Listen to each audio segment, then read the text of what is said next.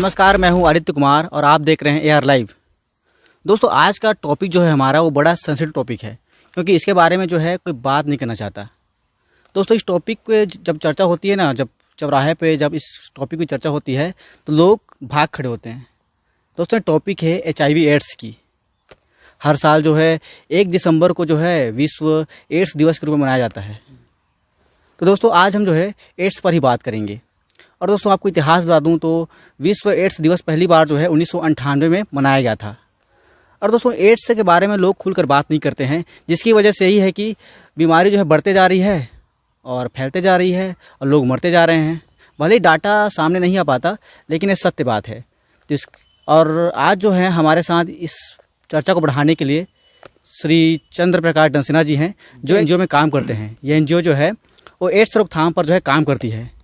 तो चंदू भाई, जो कि मेरे बहुत अच्छे दोस्त हैं, ये आपको जो है एड्स के बारे में कुछ बताएंगे। चंदू भाई, थोड़ा बताइए अपने बारे में थोड़ा। जी, मेरा नाम चंद्र प्रकाश डंसेना है, जो कि एक रायगढ़ शहर के छोटे से NGO में आउटरीच वर्कर के पद पर मैं कार्य करता हूं, जो कि एक नार्को यानी नेशनल एड्स कंट्रोल ऑर्गेनाइजेशन के तहत CG-SAX पर कार्य करता है, जो एक TI प्रोजेक्ट है।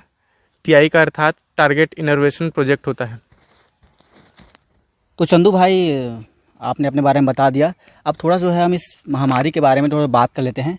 तो जो मेरा सवाल है चंदू भाई आपसे, दूसरा सवाल जो है कि एड्स के बारे में जो है मतलब बताइए दर्शकों को कि जो है किन किन कारणों से है फैलता है एड्स जो है। ये HIV एड्स जो है रक्त संक्रमित बीमारी है, जो कि एक सामान्य तौर से बोला जाए तो डायरेक्ट ब्लड कांटेक्ट के द्वारा होता है। यदि एक संक्रमित व्यक्ति के अंदर का ब्लड जो है एक वयस्क पुरुष या तो एक स्वस्थ पुरुष को चढ़ाया जाए, तो वह संक्रमित होने का उनको भी लगभग 90% चांस होता है। तो इसके फैलने के मुख्यतः तो 4 कारण होते हैं। सबसे पहला तो है असुरक्षित यौन संबंध। इसके पश्चात जो आता है वो जो संक्रमित निडिल सिरिंज जो आप क्या बोलते हैं इंजेक्शन में जो आप यूज़ करते हैं, उसके द्वारा भी यह फैलता है। और तीसरा कारण है कि यदि आप संक्रमित जो खून है, यदि आप उसको डोनेट करते हैं, तो डोनेट के द्वारा जो सामने वाले व्यक्ति को जो चढ़ाया जाएगा, तो उसको भी संक्रमण होने का खतरा रहता है। और एक चौथा और लास्ट जो कारण होता है, वो एक जो संक्रमित जो क्या गर्भवती महिलाएं हैं, उनको उनके बच्चों को होने का खतरा रहता है, जो कि नाल के कटने या फिर इधर उधर कट छिल जाने के कारण चांसेस रहते हैं। तो इसके मुख्यतः जो रीज़न है वो तो 4 ही हैं। जैसे कि मैंने पहला बताया असुरक्षित यौन संबंध, उसके बाद दूसरा बताया नीडल सिरिंज इन्फेक्शन से, और संक्रमित खून को डोनेट करने से, और चौथा महिलाओं को जो क्या गर्भवती महिलाएं हैं उनको उनके बच्चों से। अच्छा, तो चंद्रप्रकाश भाई, आपने जो है बोला कि ब्लड डोनेट करने से फैलता है जी। तो ब्लड डोनेट करते हैं उस समय इसका रिजल्ट नहीं आता क्या कि HIV हुआ है बंदे को जो है? ऐसे जो रेयर केसेस में अधिकतर होते हैं, जैसे कि हमारे जो ब्लड बैंक में जो आप पे करते हैं, जो लगभग 1450 के करीबन रहता है, वो उसमें सारे जो टेस्ट होते हैं, सिफिलिस टेस्ट और ये जो HIV टेस्ट और जो भी टेस्ट रहता है वो करते हैं। पर एक आध केसेस ऐसे आ जाते हैं जिनमें कि वो नहीं हो पाता है, या तो छूट जाता है, या तो ये एक प्रकार से हमारी असावधानी बोलिए, तो इस कारण से एक आध छूट जाता है, तब की स्थिति में वो आता है। और मेरे को डाउट एक और हुआ, सिरिंज से बोला आप, ठीक है, इंजेक्शन से है जी। तो इंजेक्शन जब हम लगवाते हैं तो मतलब किन किन चीज़ों पर ध्यान देना चाहिए, ये थोड़ा दर्शकों को थोड़ा बता दीजिए।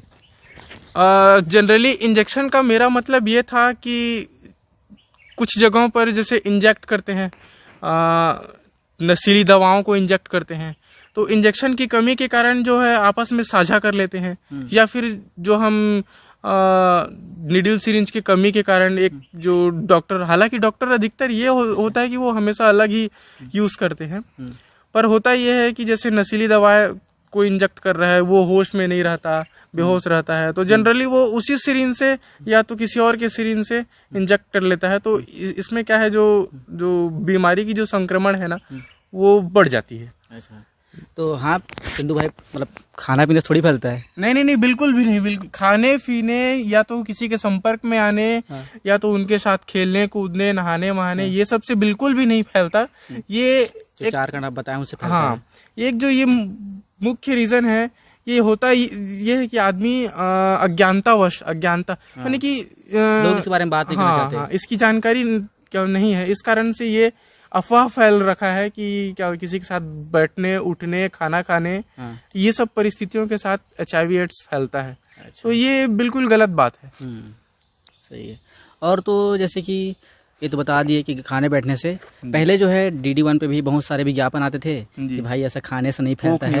हाँ, न्यूज वगैरह भी बहुत मीडिया। अब तो थोड़ा दब गया है, बाकी ऐसा भी नहीं है कि फैलता नहीं है। तो मेरा तीसरा सवाल भाई चंदू भाई, तो तीसरा सवाल मैं आपसे पूछ लेता हूँ, मैं भूल जाता हूँ थोड़ा तो लिख के लाता हूँ क्वेश्चन जो है। तो तीसरा सवाल मेरा है कि जो HIV एड्स होता है ये हमारे शरीर पे जो है किस प्रभाव जो इफेक्ट डालता है, दुष्प्रभाव डालता है। तो दर्शकों को थोड़ा बताइए कि इफेक्ट कैसे करता है जो है। इफेक्ट के मामले में मैं ये बता दूं कि सबसे पहले तो मैं आउटरीच वर्कर हूँ, ORW हूँ, मैंने कि मैं बाह्य कार्यकारी के रूप में काम करता हूँ। लोगों को ये जा जाके बताता हूँ, गली मोहल्ले में जा जाके गांव में नुक्कड़ नाटक के द्वारा या तो क्या किसी पॉम्पलेट के द्वारा ये बताता हूँ कि आदमी में HIV फैल सकता है। एड्स जो है वो क्या बोलते हैं, एड्स ना बोल के हम HIV बोलें तो ज़्यादा बेहतर रहेगा। हाँ, अच्छा रहेगा, क्योंकि ये स्टार्टिंग स्टेज HIV की रहती है। तो ये जो फैलने का रीज़न है, ये ORW के लेवल पे मैं बताऊं तो मुख्यतः तो 4 कारण जो हैं वो हैं ही। तो आदित्य जी, ये जो HIV के जो मैंने 4 कारण बताया, ये यदि किसी एक में भी आपके शरीर में यदि प्रवेश करता है तो यह सबसे पहले जो हमारे शरीर की जो क्या प्रतिरक्षा तंत्र है उसको नष्ट करने का प्रयास करता है। तो ये जो हमारा इम्यून सिस्टम है वो HIV एड्स के जो रोग के जो वायरस रहते हैं उनसे लड़ता है, और ये धीरे धीरे इम्यून सिस्टम को कम करता है। तो जनरली ये जो सिम्टम्स जो हमारे शरीर में दिखाई देते हैं HIV एड्स के बाद, जो HIV होने के बाद, वो सामान्यतः बुखार रहता है, जो कि अत्यधिक टेम्परेचर के कारण जो तीव्र बुखार बोलें तो वो रहता है, और अत्यधिक प्रयास के बाद भी वो बुखार नहीं जाता है। तो ये तो एक मुख्य रीजन हो गया। इसके बाद जो है वो मनुष्य में जो तनाव के कारण सिर दर्द अधिकतर रहता है। बॉडी मानी कि फ्लेक्सिबल नहीं रह पाती, स्वस्थ नहीं रहती, अधिकतर थकान रहती है। तो ये सब 2-3 कारण है। इसके अलावा जैसे जनरली खांसी वासी भी आ जाती है, जो कि सामान्य उपचार से नहीं जाती। तो ये सब इसके मुख्य लक्षण हैं ये HIV के, कि इनसे हम जान सकते हैं। और HIV के जो टेस्टिंग के लिए ना, जो हमारे यहाँ जो हमारे हॉस्पिटल में एक ICTC करके एक जगह निर्धारित किया रहता है गवर्नमेंट के द्वारा। ये ICTC का मतलब है integrated counselling and testing centre. इसमें सामने वाले व्यक्ति की 100% ये गुंजाइश रहती है कि उसकी जो प्राइवेसी है वो भंग मत हो, बनी रहे। वो क्या बोलते हैं, किसी और तक सूचना नहीं जाती उसकी। हाँ, एक मामला भी संवेदनशील मामला है जी, इससे लोग आज भी शर्माते हैं। तो इस पर तो जी मतलब कि गुप्त रखना जरूरी है। हाँ, गोपनीयता बहुत जरूरी रहती है इसमें। जी, तो आप इसका तो प्रभाव थोड़ा बता दीजिए, मतलब किस टाइप से फैलता है, इसका फर्स्ट स्टेप जो होता है, मतलब कि कैसे स्टेज जो फैलता है, फर्स्ट सेकंड स्टेज जो है किस तरह से फैलता है, थोड़ा बता दीजिए थोड़ा सा। स्टेजेस फर्स्ट में तो HIV के जो लक्षण रहते हैं वो शुरू क्या मालूम नहीं चलता, पता नहीं चलता, कि बोल नहीं सकता। वो अधिकतर तनाव मुक्त रहेगा, बुखार उखार में रहेगा। तो आजकल हुआ क्या है कि हॉस्पिटलाइजेशन जैसे ही होता है, तो जैसे आप जनरल ब्लड चेकअप भी करवाएंगे तो उसमें HIV का रिक्वायरमेंट जरूरी रहता है। हाँ, वो एक तरफ से नेसेसरी मान लीजिए। तो जो चीज़ नेसेसरी है, क्या बोल, जैसे आप ब्लड टेस्ट के लिए गए तो आपकी HIV भी टेस्ट हुई, तो टेस्ट होने के बाद आपको पता चल ही जाएगा कि हाँ ये क्या, हाँ मैं क्या HIV पॉजिटिव आ गया हूँ। तो इसके बाद जो है आपको इंटीग्रेटेड काउंसलिंग सेंटर, जैसे कि मैंने बताया, डॉक्टर सलाह से वहाँ आपको भेज दिया जाता है। वहाँ जो है अपने एक काउंसलर मैडम रहती हैं, STI काउंसलर, ICTC काउंसलर, और लैब रहता है अपना एक अलग सा माइक्रोबायोलॉजी। तो इस पर उसकी टेस्टिंग होती है, उसकी काउंसलिंग की जाती है कि हाँ आप कहाँ से आए, उनका इन्वेस्टिगेशन एक तरफ से, अच्छा। जो कि बिल्कुल गोपनीय है। उसमें से यह बात किसी तीसरे तक नहीं जाती। तो उसकी जो एक तरफ से उनको पूछा जाता है कि आपको हुआ कैसे,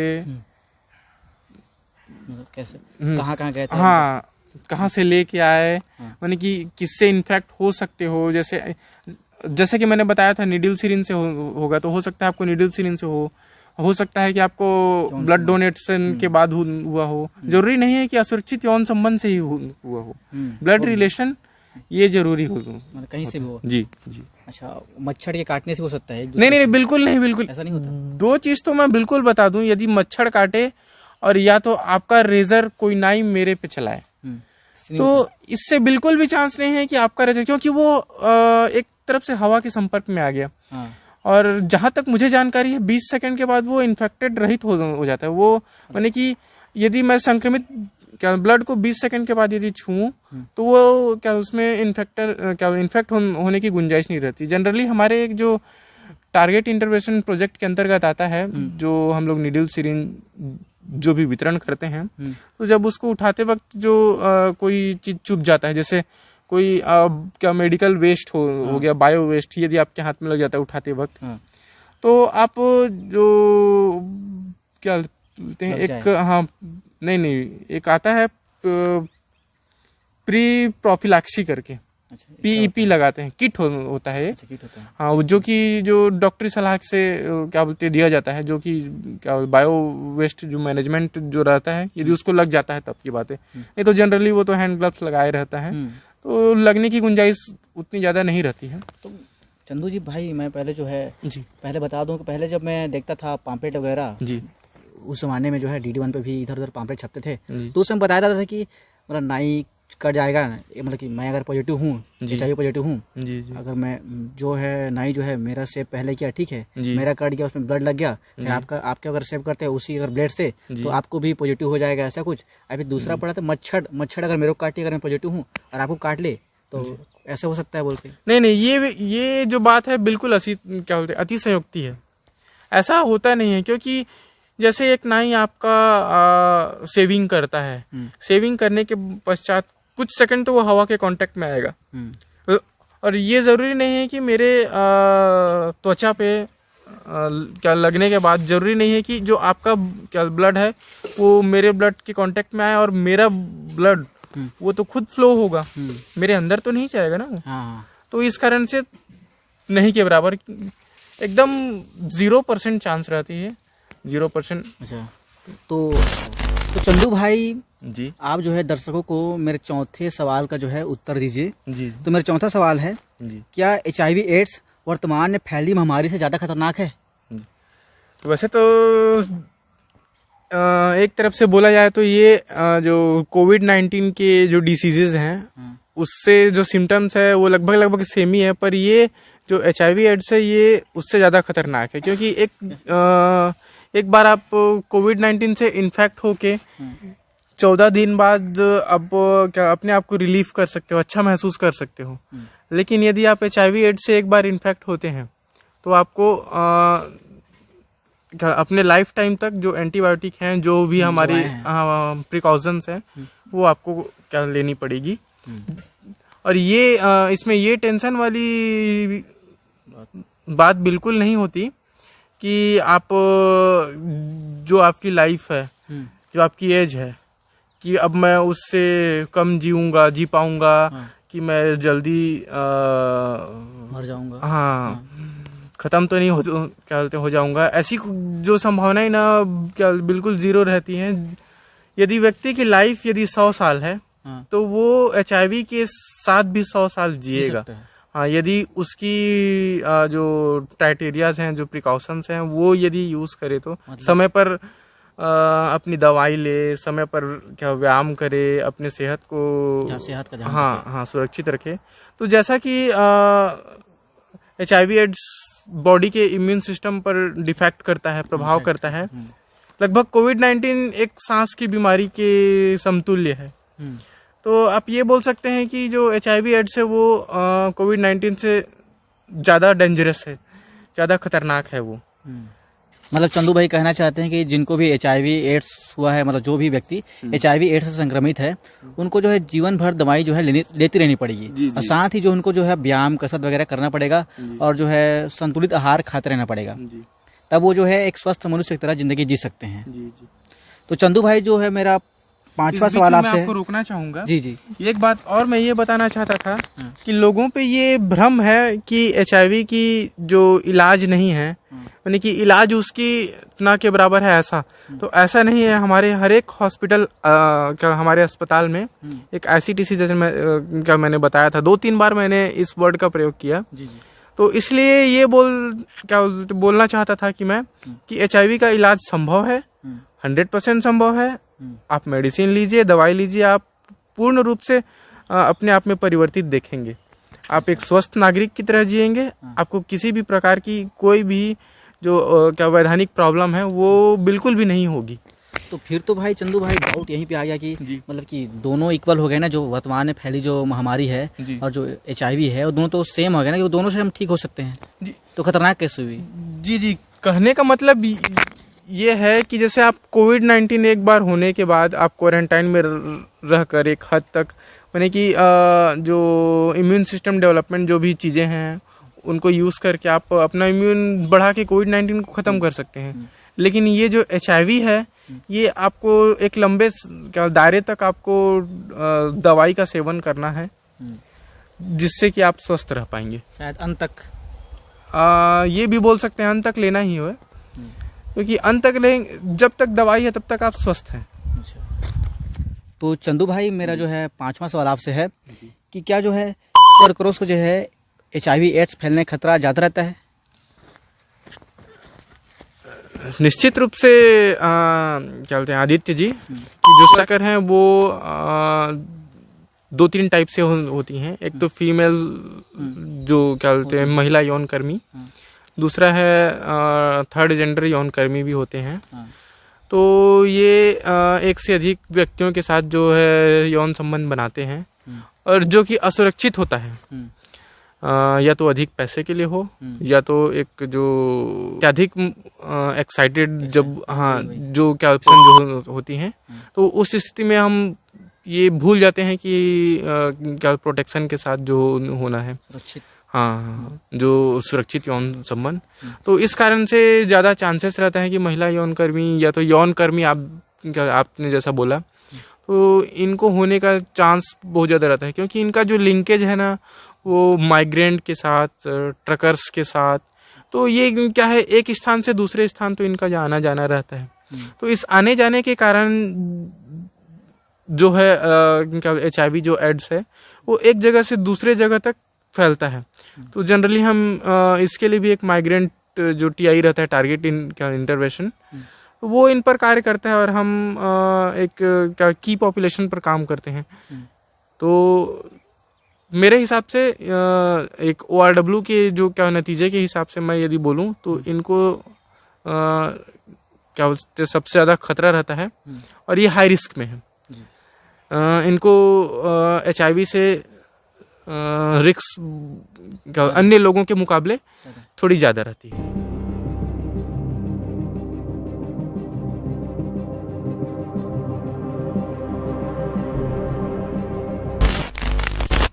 तो चंदू भाई मेरा जो है आखिरी सवाल है जी। अब इसका कारण बता दिए, इस बीमारी के बारे में हम बता दिए, खुलकर बता दिए, तो जो है इसके रोकने का उपाय भी थोड़ा बता दीजिए दर्शकों को। जी, बिल्कुल।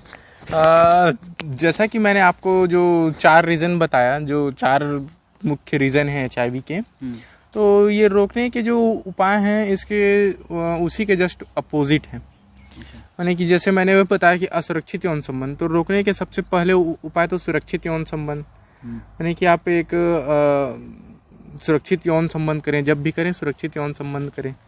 दूसरा मैंने बताया था नीडल सिरिंज का जो साझा। तो आप ये जो नीडल सिरिंज को साझा ना करके हर एक डिमांड पे, हर एक क्या बोलते, जब आप नीडल सिरिंज यूज करें तब आप नए नीडल सिरिंज, सील पैकिंग क्या बोलते नीडल सिरिंज का यूज करें। और तीसरा एक जो बड़ा कारण जो क्या गर्भवती महिलाओं के ऊपर जो होती है, वो आप जो जो क्या बोलते हैं, संक्रमित महिलाएं रहते हैं, गर्भवती महिलाएं, वो संस्थागत प्रसव कराकर एक सुरक्षित प्रसव करवा सकती हैं। तो उनसे बच्चों को खतरा नहीं हो सकता क्या? नहीं, उनके जो जो जो हमारे डॉक्टर्स रहते हैं, जो एक्सपर्ट डॉक्टर रहते हैं, उनके द्वारा वो कार्य किया जाता है। अच्छा, हाँ, पहले आप बता चुके कि नॉर्मल डॉक्टर से कराएंगे तो हाँ, प्रसव के दौरान कटने छिलने से हाँ, मार के जो है जी जी जी, ये हो सकता तो है। ये एक महत्वपूर्ण रीज़न है। और एक और रीज़न है कि जो नीडल सिरिंज का जो डिमांड मैंने बताया कि जो पुराने ज़माने में जो नीडल सिरिंज भी यूज़ होता था, कांच की वाली, तो वो भी आप एक बार एक निश्चित टेम्परेचर तक उबाल कर आप उसको यूज़ कर सकते हैं। तो ये सब जो 4-5 कारण हैं, ये सब सावधानी के जरिए से आप HIV जैसे एक बड़े बीमारी से आप अपने आप को प्रतिरक्षा के रूप में आप यूज़ कर सकते हैं। तो जो इनका जो मुख्य कारण है, यही 4 रहते हैं। और जो रीजंस हैं वो सभी एक तरफ से अफवाह हैं कि जैसे हाँ दाढ़ी वाला जो इनके जो बीच में हम लोग जो बात किए, ये दोनों अफवाह हैं। और HIV PL-HIV जो कि जो व्यक्ति जो HIV के साथ जो रह रहे हैं, उनको मैं ये बोलना चाहूँगा कि जो आप में जो धैर्य है ना और जो साहस है, वो अभूतपूर्व है कि आपने जो खुल के उसका सामना किया है ना। तो मैं अब इस विषय में यही बोलना चाहूँगा। तो बहुत बहुत धन्यवाद चंदू भाई, जो आप हमारे चैनल पर आए। और चंदू भाई जो हैं साइट पे जाते हैं, लोगों को जो इसके बारे में बताते हैं, और आज हमारे चैनल पर आए हैं। इतने लोग इसके बारे में बात करने शर्माते हैं, लेकिन चंदू भाई मेरे बुलाने पर आ गए और आपके सामने हैं। और ज़रूरी भी था कि इन चीज़ों पे हमें बात करनी चाहिए और खुल के बात करनी चाहिए, क्योंकि हम इसका इलाज, जब इसके बारे में हम लोग बात करेंगे ही नहीं तो इसका इलाज हमें कैसे मिलेगा? इसके बारे में जानेंगे ही नहीं। हाँ, इसके बारे में जानेंगे ही नहीं। तो बोलना चाहूँगा जी क्या बोलते हैं आदित्य जी कि जैसे कि मैंने जो आज तक है गली गली मोहल्ले में जाकर PL-HIV के बारे में बताया, HIV के बारे में बताया, लोगों को जागरूक करने की कोशिश की। जैसे हर एक आंगनबाड़ी में जैसे व्यवस्था के हिसाब से मैंने क्या बोलते हैं उनसे कांटेक्ट किया। तो एक जो आपके जो आपने जो सहयोग किया मुझे मेरे काम पे, तो मैं इसके लिए सबसे पहले तो आपको बहुत बहुत धन्यवाद देना चाहूँगा। और जो आपके सब्सक्राइबर हैं, जो अभी तक जो जिनको HIV के बारे में जानकारी नहीं थी, मेरे हिसाब से उनको थोड़ी बहुत एक ORW के लेवल पे उनको जानकारी मिल गई होगी। जी जी जी जी जी जी, आप भी एक सगेस्ट में थे। जी जी, तो आपके द्वारा भी ये जो जानकारी आपके जो हाँ जो आपके चाहने वाले हैं उनके तक ये बात पहुंची, तो मुझे भी बहुत अच्छा लगा और आपका भी धन्यवाद मैं करना चाहता हूं।